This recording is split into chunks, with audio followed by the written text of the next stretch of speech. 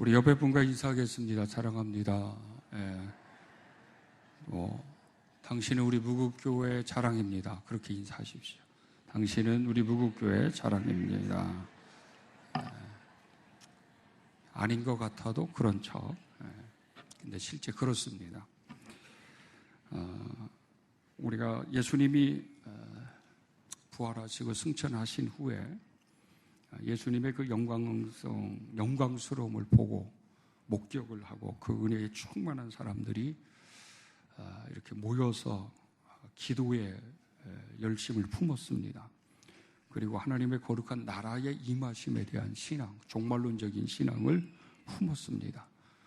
그래서 이 마가 요한이라고 하는 이 다락방 그 집에 모여서 성령의 역사와 그 다음에 신앙의 믿음의 전성기를 이제 이뤄가기 시작을 했습니다. 그게 최초로 세워진 기독교 이 예루살렘 교회였습니다. 예루살렘 교회는 예수님의 제자들과 여러 각층에서 여러 지역에서 모인 사람들로 구성되어져 있었고 또 박해도 심해졌기 때문에 흩어져서 다른 지역에 지금의 이란, 이라크, 시리아, 하다못해 이집트 쪽으로 터키 쪽으로 가서 흩어진 그리스도인들도 상당히 많이 있었습니다. 예루살렘에서 파송을 받은 두 신실한 사도가 있었습니다. 우리가 잘 알고 있는 것처럼 바울과 바나바는 이 수리아 안디옥이라고 하는 지역에 교회가 세워지고 그 교회에 이제 영적인 지도자, 목회자가 필요했기 때문에 그들을 그곳으로 파송을 했습니다. 서로 부족함이 없었습니다. 서로 관계도 좋았고 협력 그리고 존경받을 만한 그런 사도적인 그런 모습들이 있었습니다. 그래서 아름다운 사역과 동역의 롤 모델같이 그렇게 세워졌습니다. 그러면서 이들을 통해 성령께서는 세계 선교의 아름다운 아주 핵심 선교사들 주역이 되게 하셨습니다. 바로 바나바, 바울이었습니다. 바나바는 구브로 섬에서 태어난 레위 족속이었었고요. 본명은 요셉입니다. 바나바는 그 이름은 사도들이 붙여진 별명이라고 합니다. 히브리식 이름 바나바, 예언의 아들이라고 하는 그런 뜻을 가지고 있다고 합니다. 사도행전 4장 37절에 누가는 이 바나바를 권위자, 즉 권명과 위로의 아들이라고 그렇게 이야기를 했습니다.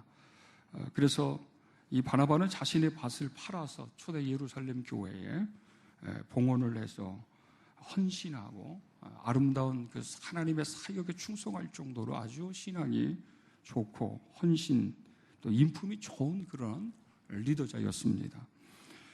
인품이 좋고 따뜻함도 많았고 또 친화력도 좋아서 두루두루 많은 사도들과의 관계적 깊이를 가지고 있었습니다. 이 바울이 부활하신 주님을 다메섹으로 가는 도중에 예수 만나고 난 다음에 일정한 침묵기, 그리스도 안에서 새로운 변화를 가질 수 있는 그런 그 기간을 보내고 이 바울도 이제 예루살렘으로 가서 다른 제자들과 사귐을 갖고자 했습니다. 그런데 이 예루살렘에 있던 제자들은 이 바울을 쉽게 받아들이지 못했습니다. 왜 그러냐면 박해했던 사람이었었고 그리고 유대인의 아주 굴순 분자였기 때문에 어느 날 한순간 이 사람이 예수 사람이 되고 그리스도교 안에 들어왔다고 하면서 또 이게 우리와 같은 관계적 형성을 갖는다고 했을 때에는 아주 그렇게 쉽게 받아들일 수 있고 검증하고 확증할 수 있는 것이 없었기 때문에 이 바울이 굉장히 어려움을 당했을 때 그때 바나바가 앞장서서 이 바울을 데리고 사도들에게 가서 그를 변호해 주었습니다. 이 바울이 옛날에 이랬지만 지금은 이런 사람이었고 그러면서 변호하면서 이 제자들 모임에 동참시킨 적도 있습니다. 우리가 사도행전 8장 이 14절에서 보면 또 예루살렘의 사도들이 빌립 지사가 사마리아 성공에 성공했다고 하는 소식을 들었을 때 베드로와 요한을 보낸 때가 있었습니다. 그 때에 나중에는 또 바나바를 그곳에 파송을 하면서 그런 여러 상황들을 잘 한번 살펴보고 그리고 돌아볼 수 있도록 그렇게 했습니다. 그럴 정도로 바나바는 예루살렘에서 아주 신실하게 인정받던 사도였고 그리고 좋은 인품을 통해서 협력과 그리고 포용과 이해력이 강했던 그런 사도였습니다.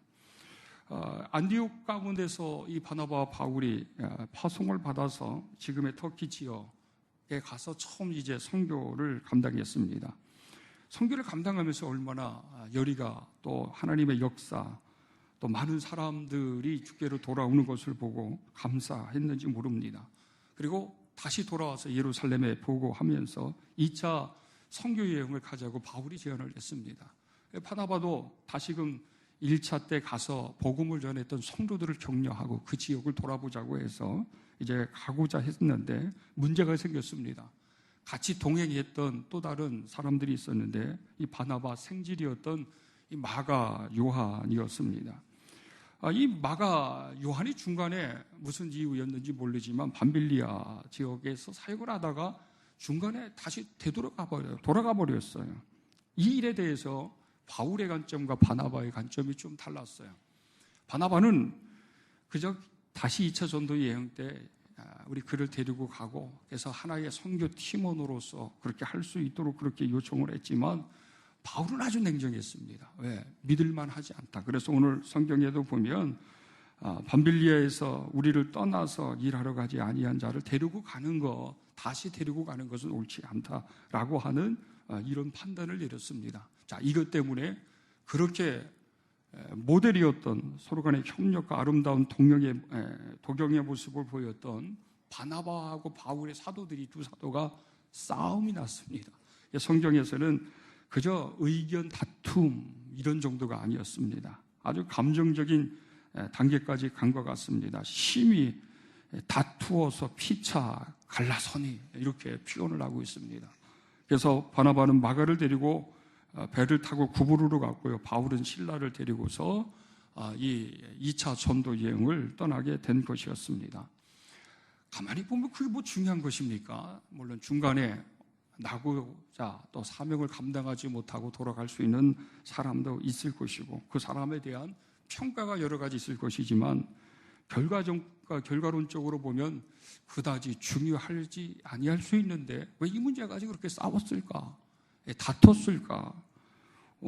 그러면서도 이 바나바와 바울이 왜 그랬을까라고 하는 질문을 던져보면 우리는 좀 이런 추측을 해볼 수 있습니다. 바나바는 어떤 사람인가? 그는 지금까지 살펴본 대로 굉장히 성품이 좋고 말이죠. 모범적인 사람이었고 헌신적인 사람이었습니다.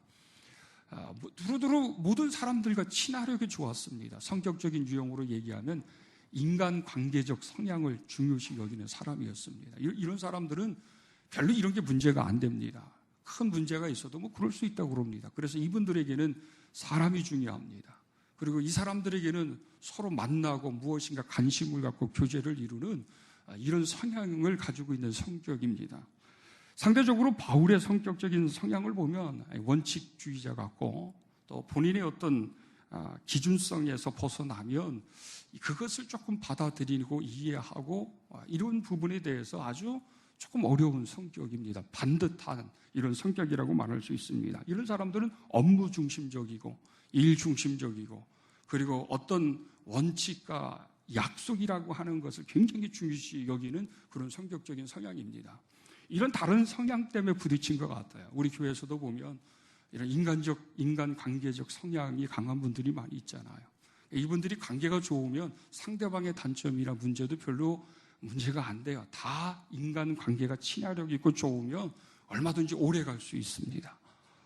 그런데 이제 그렇지 않는 또 다른 성격적 성향에 있는 사람들은 항상 이런 분들하고 이렇게 많은 사소한 일 때문에 생각과 다툼에 어떤 이런 일들이 있을 수가 있습니다.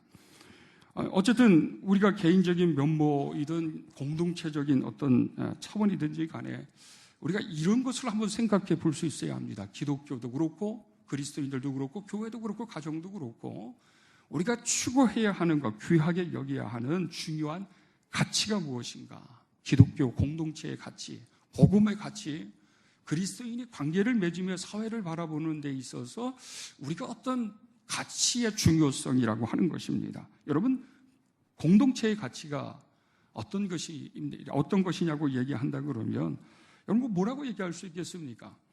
사복음서에서 예수님께서 말씀하신 거, 예수님이 사람들과의 관계를 맺으시면서 어떤 조직 공동체 안에서도 그리스도께서 복음을 통해 우리에게 보여주시는 핵심적 가치가 있습니다. 그것은 샬롬입니다. 평화입니다. 평화의 가치, 공동체는 이 가치를 아주 중요시 여겨야 하고 교회 공동체뿐만 아니라 가정도 그렇고 사회도 그렇고 이 모든 관계 가운데 속에서도 이 평화, 화목이 굉장히 중요한 가치로 우리는 인식할 수 있어야 합니다. 마가 요한이라고 우리는 얘기합니다. 로마식 이름과 이 유대식 이름이에요. 요한은 유대식 이름이고 마가는 로마식 이름입니다. 요한이라고 하는 이 뜻에는 하나님은 은혜로우시다라고 하는 뜻을 가지고 있습니다. 그가 이 부모님 밑에서 신앙생활을 하면서 아름다운 헌신과 수고를 한 사람이기도 합니다. 왜 그러냐면 예루살렘 교회 처음 모여서 교회가 형성된 시작이 이 집이에요. 요한의 집이었어요. 어머니는 재력이 조금 있었기 때문에 예배 최소로 내놓았었고 집안이 넉넉한 환경에서 자라서 어떤 학자들은 마가가 너무 화초처럼 온실 안에서 문제없이 그렇게 순하게만 컸기 때문에 복음을 전하다가 많은 어려움과 환난과 이런 고난 가운데 속에서 그를 감당하지 못해서 중간에 도중에 이렇게 다시 집으로 돌아가지 않았을까라고 하는 그런 추측을 하는 사람도 있습니다. 하지만 어쨌든 이 요한도 나름대로 신앙이 있고 하나님을 대한 어떤 헌신이나 그리고 순고적 가치적인 것들을 귀하게 여기는 그런 사람이었습니다. 그래서 여러분 알다시피 마가복음을 누가 기록했어요? 바로 이 마가 요한이 기록했어요. 복음서에 가장 먼저 기록한 성서가 마가복음이에요. 마가복음이 먼저 기록됐고 마태나 그 다음에 누가가 이 마가복음을 기록한 것을 참고로 했고 자기들이 가지고 있는 독자적인 자료, 이것을 어록자료라고 하는데 마태는 그런 것들을 통해 마태복음도 기록하고 또 누가는 이런 마태복음이나 누가복음의 자료를 이용해서 또 누가복음도 기록하고 그랬다 얘기합니다. 그럴 정도로 어쨌든 요한도 말이죠. 나름대로 신앙의 아름다움을 가지고 있으면서 또 자기의 부족함과 연약함 때문에 이런 바나바와 바울이 또 자기 때문에 생기는 이런 문제들 때문에 아마 여러 가지 많은 심기가 불편할 수 있었을 것입니다. 그러니 여러분 결과는 나쁘게 끝나지 않았어요. 다 좋게 끝났어요. 바울과 이 요한의 관계가 나중에 서신서에서 보면 아주 애틋했습니다. 좋은 동역과 협력자로 등장하게 되면서 바울이 이렇게 나중에 다른 교회의 형제 자매들이나 지체들에게 나중에 그 요한도 좀 데리고 오고 요한을 잘 영접하라. 그는 나의 위로자가 된다라고 할 정도로 서로 좋은 동역과 아름다운 화목적 평화를 이루어가는 그런 사도적 사명을 잘 감당해 나갔습니다. 공동체와 개인은 가정도 마찬가지겠지만 여러 유형적인 차이와 다름이라고 하는 부분들이 많이 있어요. 여러분 예수 그리스도를 구주로 믿는 사람들이 여기 다 앉아 계시지만 여러분 다 성격도 다르고요. 믿음의 수준도 다르고요. 믿음의 역량도 다르고요. 일을 처리하는 방법도 다르고요. 그리고 추구하는 가치도 다양합니다. 다양성을 가지고 있습니다. 그런데 이런 다양함이 내가 생각하는 내 성향과 가치에 다 맞춰주기를 원하고 그리고 교회는 이렇게 해야 된다라고 주장될 수 있는 것은 아닙니다. 왜 그러냐면 이 다양함이 공존하면서 함께 아우러지고 어우러지면서 지어져 가는 교회예요.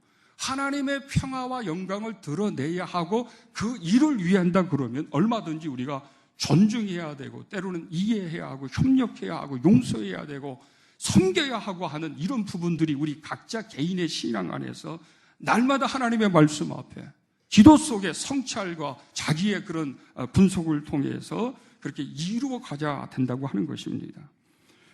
신앙의 좋음이 뭡니다? 우리가 생각할 때 신앙이 높은 사람, 신앙이 깊은 사람 누구냐라고 얘기하면 성경을 많이 med독을 했고 필사도 하고 예언 기도를 하고 은사를 가지고 있는 사람들이 신앙이 좋고 깊은 사람이 아니겠는가 이렇게 말할 수가 있어요. 그러나 사실 그게 아닙니다. 진짜 신앙은요. 어떤 그렇게 외형적으로 신비적으로 나타나는 게 아니라 모든 것들을 수용할 수 있고 모든 것들을 내놓을 수 있고 희생할 수 있고 모든 것들과 모든 사람들을 위해서 조화를 맞춰줄 수 있고 이룰 수 있는 그 사람이 높은 사람이에요. 그 사람의 신앙이 깊은 사람이에요. 모든 것들을 수용해 줄 수 있고, 그리고 소화하고 또 모든 것을 위해서 얼마든지 자기 자신을 하늘의 미랄처럼 내놓을 수 있는 이런 사람의 신앙이 깊고 높은 사람 아니겠습니까? 그 사람이 누구예요? 그렇게 하셨던 분이 누구예요? 예수님이에요. 예수님의 가치, 예수님의 기준, 예수님의 수준, 예수님의 방식대로 인류를 바라보고 사람을 바라봤으면 예수님께서 만족하셨을 거예요. 예수님 만족 못하셨을 거예요. 얼마나 답답하셨을 거예요. 본인의 수준대로, 본인의 생각의 이해가 전혀 다른 차원에서 아무것도 아닌 것을 가지고서 아웅다웅하는 것을 보는 그 예수님을 우리가 여러분 한번 상상해 보십시오. 얼마나 답답하셨을까? 얼마나 마음에 화가 나실 만한 일들이 얼마나 많이 알으셨을까? 그런데도 예수님께서는 다 존중해 주셨어요. 다 이해해 주셨어요. 다 맞춰 주셨어요. 다 함께 아우러질 수 있도록 그렇게 관용도, 그리고 기다림도, 그리고 인내도 예수님께서는 보여주셨어요. 바로 이런 예수님을 우리는 본받아야 할 것입니다. 그래서 모든 공동체와 개인과 우리 복음의 가장 중요한 가치는 화목이에요. 평화예요. 화목과 평화를 위한 가치가 우선해야 하고, 만약에 이 가치를 훼손하는 것이라고 그런다 그러면 나의 주장이 내 생각의 옳음이라고 하는 것이 여러분 끝까지 이야기하면 안 됩니다. 내가 아무리 옳다 할지라도 그 옳은 것이 지나치게 주장되어져서 교회의 화평과 화목을 깬다 그러면 스톱해야 돼요. 절제해야 돼요. 그 더 이상의 그 방법은 평화를 깨고 화목을 이루어가는 것의 결과를 이루어내지 못한다고 한다 그러면 절제할 수 있어야 하고, 그리고 천천히 뭔가 기다릴 수 있어야 하고, 뭔가 이해적 시간을 우리가 함께 가질 수 있는 그런 지혜로움이 필요하다고 하는 것입니다. 이 샬롬이, 이 평화가 인류 번영과 앞으로 미래가 생존할 수 있는 유일한 핵심 가치 아니겠습니까? 오늘날 많은 중동 지역에서 전쟁이 일어나고 경제적인 것 때문에 뭐 그러냐 말하냐, 또 우리나라도 이런 이념과 이데올로기에서의 이런 양분화되어지는 이런 것들, 여러분 다 왜 그런 거예요? 이 가치가 다 다르기 때문에 그런 거 아니겠어요? 그러나 가만히 생각해 보십시오. 어느 나라가 지배하고 어느 나라를 없애버리고 어느 사람의 사상자를 많이 내고 어느 사람들에게 상처와 아픔을 주면서까지 강대국이 되고 많은 경제적 이윤을 남기고 승리를 맛본다 할지라도 여러분 평화를 이루어내지 못하는 과정과 방법에서 되어진 것이라고 한다 그러면 그게 무슨 유익이 있겠습니까? 어떤 의미가 있겠습니까? 엄밀히 따져보면 아무런 유익도 아무런 의미도 없는 거예요.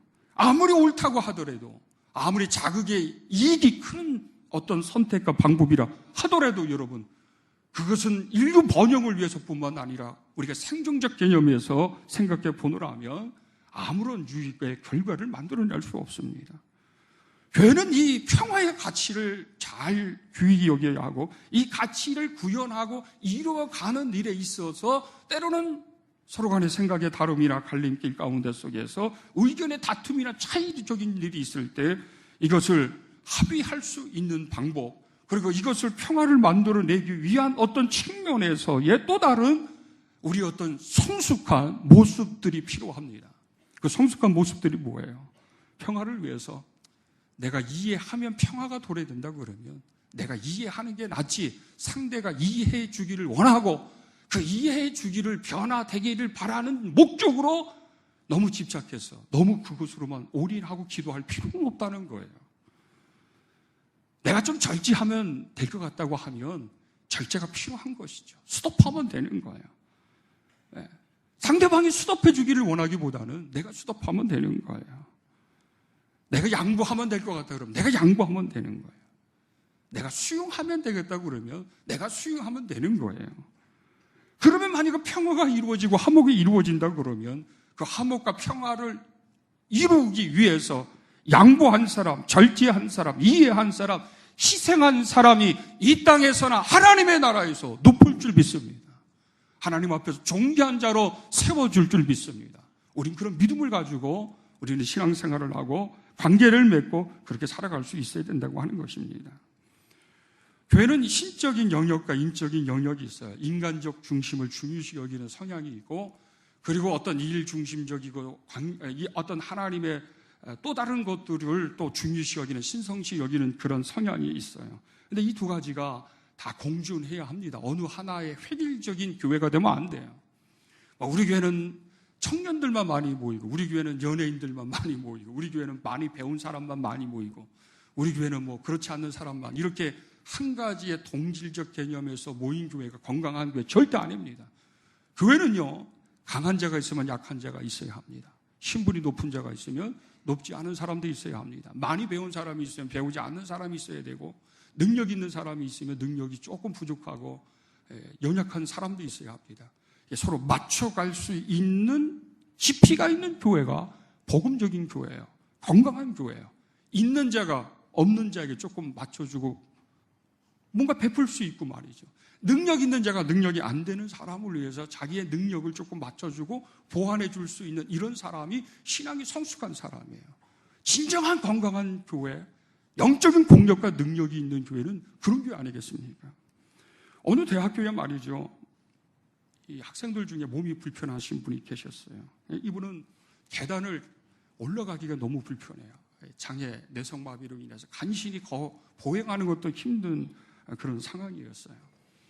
이분 때문에 자꾸 여러 가지 많은 학생들, 또 때로는 교수들 중에 얘기가 나오는 거예요. 점점 이 장애인과 비장애인들이 함께 공부하는데 시설 속에서 약자들에 대한 불편함 때문인 거예요. 그래서 좀 생각이 깊고 좀 뭔가 그런 약자 편에서 이렇게 서 있는 사람들은 이런 사람들이 편리하게 강의실 어느 동 같은 경우 엘리베이터를 좀 하나 놔줘야 되지 않겠는가.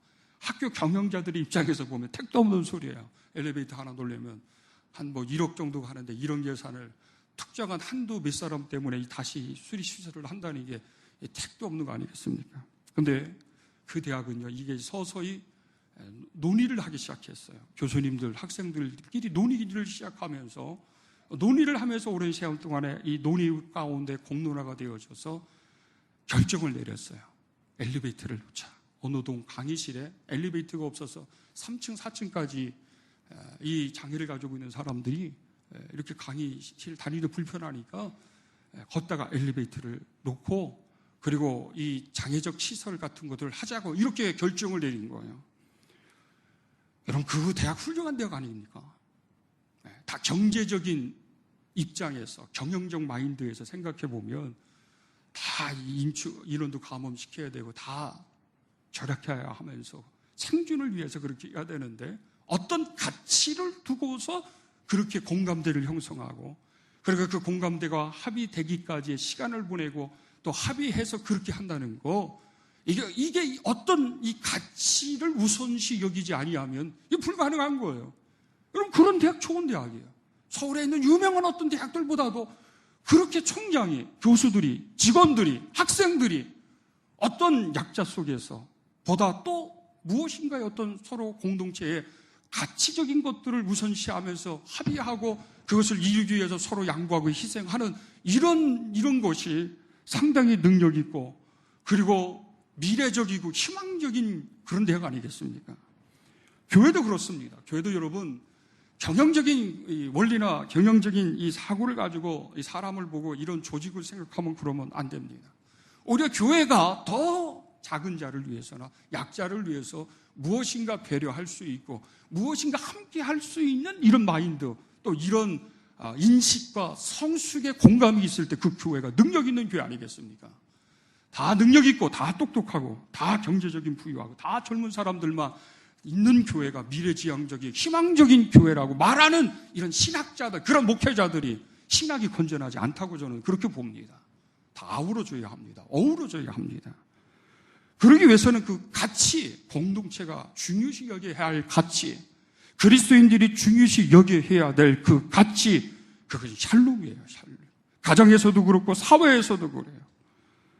이 가치의 중요성이 확산되어질 때, 인식하고 같이 공유되어질 때 이게 엄청난 시너지 효과도 일어나고 엄청난 영적 공력을 갖게 하는 것 아니겠습니까?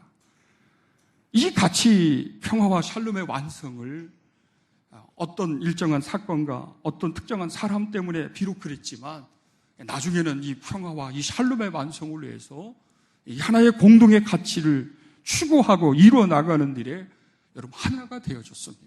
공동체는 이 평화의 가치, 샬롬의 가치를 중요시 여겨야 합니다. 또 하나의 가치가 있습니다. 그것은 뭐냐 하면 한몸 의식이에요. 조화의 가치예요. 하나라고 하는 거예요. 그래서 교회의 정의를 눈에 보이는 교회와 눈에 보이지 않는 교회로 정의를 하지만 여전히 교회는 신령하고 생명력이 있는 유지체고 모든 이 교회 공동체는 그리스도의 몸이요 그 몸에 붙어 있는 지체들이 우리라고 말할 수가 있습니다. 그래서 이 한몸 의식의 가치, 공동체성 이것이 이 복음적인 중요한 가치로 우리에게 말씀을 하고 있습니다. 다 필요한 거예요. 필요하지 않는 존재는 아무도 없어요. 쓸모없는 존재는 없어요. 귀하지 않는 존재는 없어요. 다 귀하고 복 있고 아름다워요. 그래서 이 공동체 의식의 가치가 미래는 새로운 생존을 위해서 중요하다고 여길 수밖에 없습니다. 여러분, 미래학자들이 다 예언한 것 중에 하나는 이제는 개인주의적인 성향이 나타나지만 개인주의가 다 모든 개인과 공동체를 불행하게 하는 시대가 도래되었기 때문에 미래의 모든 인간을 향해서 도전해 오는 그 대응을 할 수 있는 것은 연합이에요, 연합. 공동체로만이 가능한 거예요. 그래서 국가에서도 여러분 벌써 이 마을 공동체, 지역 공동체, 사회주의 정신의 기반으로 한 것은 아니에요. 앞으로 닥칠 이런 일들을 국가가 책임 못 지니까 어느 시민단체가, 종교단체가 책임을 못 지니까 국가의 복지 예산만 가지고 안 되니까 이제는 옛날에는 혈연적 개념에서 같은 이웃의 개념에서라고 하는 것을 초월해서 한 공동체 안에서 형제의식, 자매의식, 가족의식을 가지고서 서로 약한 자를 또 서로 건강한 사람들끼리 아우러지고 돌아볼 수 있는 이런 시스템으로 벌써 가버렸어요. 옛날에 이 마을에 있는 이 회관의 기능이 단순했어요. 마을 회관의 노인정 기능이 단순했어요. 그러나 지금의 그 기능이 엄청 강화되어졌어요. 거기서 밥을 같이 먹어요. 거기서 같이 여가 문화생활도 같이 해요. 거기서 교육도 이루어져요. 거기서 같이 숙식도 이루어져요. 시골 같은 경우에서는 유류비가 많이 나가니까 홀로 사시는 분들이 이 노인정에 이 따뜻한 방에서 기름 유류비가 나오니까 그곳에서 겨울을 나시는 분도 있어요. 이게 벌써 이 한 사람의 문제, 한 가정의 문제가 그 가정으로 끝나는 것이 아니라 마을의 문제, 국가의 문제라고 하는 인식 속에서 그런 시스템으로 제도가 그게 돼버렸습니다.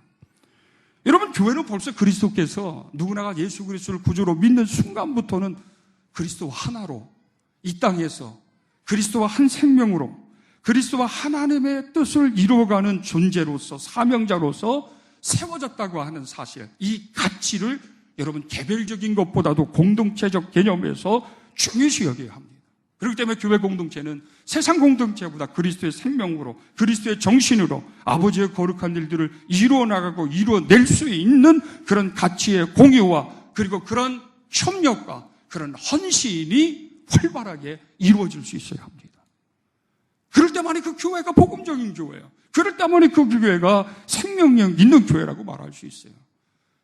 요람에서 무덤까지라고 하는, 저는 사실 무국교회 철학과 비전을 세울 때 바로 그런 거였어요. 공동체. 요람에서 무덤까지 그리스도의 복음의 이름으로 우리가 돌볼 수 있고 우리가 함께 협력할 수 있고 삶을 끝까지 할 수 있는 이런 공동체 됐으면 좋겠다. 이런 공동체가 되기 위해서 이렇게 이런 일을 하면 좋겠다고 하는 이상적인 꿈과 비전을 가지고 사실은 저는 목회를 하고 있습니다. 그것이 이루어질지 이루어지지 않을지는 모르지만 그래도 우리 무국교회는 이 지역과 민족과 열방 가운데 속에서 중요한 복음적 가치 두 가지를 붙잡으면서 하나님의 뜻을 이루어간다고 한다 그러면 하나는 샬롬이요, 하나는 그리스도의 사랑을 통한 한몸 의식입니다.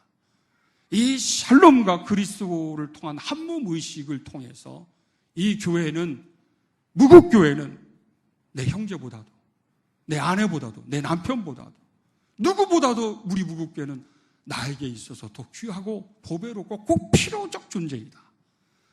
우리 자녀들은 1년에 2번, 3번밖에 나를 보러 오지 않지만 우리 무국교회는 수시로 일주일 내내, 일주일에 1번, 2번, 3번 이상씩 나에 대한 관심과 나에 대한 아픔의 문제가 있을 때 얼마든지 더 먼저 올 수 있고 돌볼 수 있는 그런 필요적 존재, 하나된 존재, 의식, 이런 것들이 높아지고 커질 때 비로소 여러분, 하나님께서 보시기에 건강하고 아름다운 공동체가 될 수 있습니다.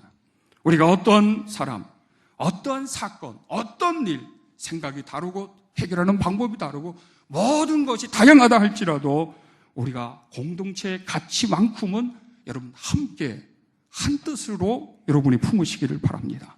샬롬입니다. 한몸 의식입니다. 이 샬롬과 한몸 의식을 통해 이 지역과 민족과 열방을 향해서 하나님의 선한 뜻을 이루어갈 수 있는 그런 저와 여러분이 되시기를 간절히 축원합니다.